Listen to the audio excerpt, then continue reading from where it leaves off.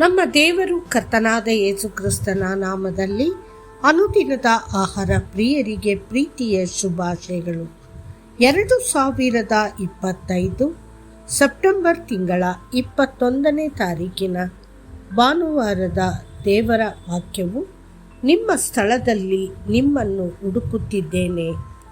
ಆಗ ಎಲಿಯನು ಅವನ ಬಳಿಗೆ ಹೋಗಿ ತನ್ನ ಕಂಬಳಿಯನ್ನು ಅವನ ಮೇಲೆ ಹಾಕಿದನು. 1 ಅರಸುಗಳು 19:19. ಎಲಿಯನು ಒಬ್ಬ ಮಹಾನ್ ಪ್ರವಾದಿಯಾಗಿದ್ದರೂ ಅವನು ಸಾಮಾನ್ಯ ಮನುಷ್ಯನಾದ ಎಲೀಷನಿದ್ದ ಸ್ಥಳಕ್ಕೆ ಹೋದನು ಮತ್ತು ಅಲ್ಲಿ ಅವನು ತನ್ನ ಕಂಬಳಿಯನ್ನು ಅವನ ಮೇಲೆ ಹಾಕಿದನು ಎಂದು ಸತ್ಯವೇದವು ಹೇಳುತ್ತದೆ.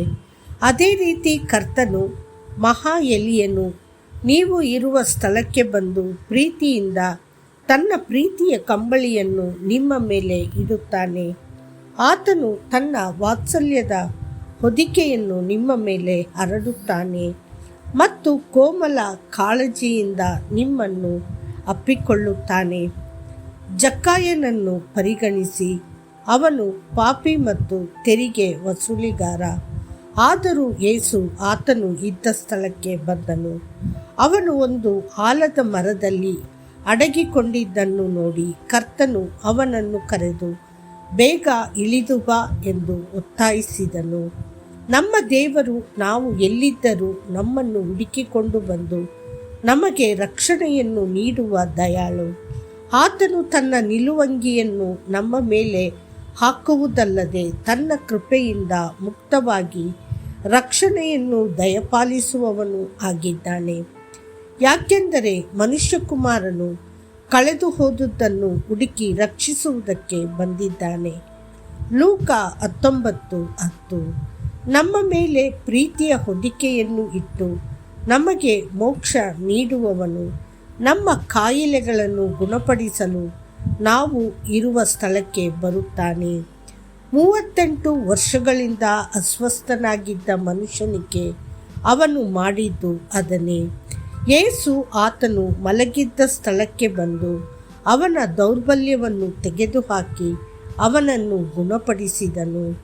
ನೀವು ಇಂದು ಯಾವುದೇ ಕಾಯಿಲೆಯಿಂದ ಬಳಲುತ್ತಿದ್ದೀರಾ? ಯಾರು ನಿಮ್ಮನ್ನು ಭೇಟಿ ಮಾಡಲು ಅಥವಾ ಆರೈಕೆ ಮಾಡಲು ಬರದ ಕಾರಣ ನೀವು ಆಯಾಸಗೊಂಡಿದ್ದೀರಾ? ಕರ್ತನು ಖಂಡಿತವಾಗಿಯೂ ನೀವು ಇರುವ ಸ್ಥಳಕ್ಕೆ ಬಂದು ನಿಮ್ಮನ್ನು ವಿಚಾರಿಸಿ ನಿಮ್ಮನ್ನು ಗುಣಪಡಿಸುವನು.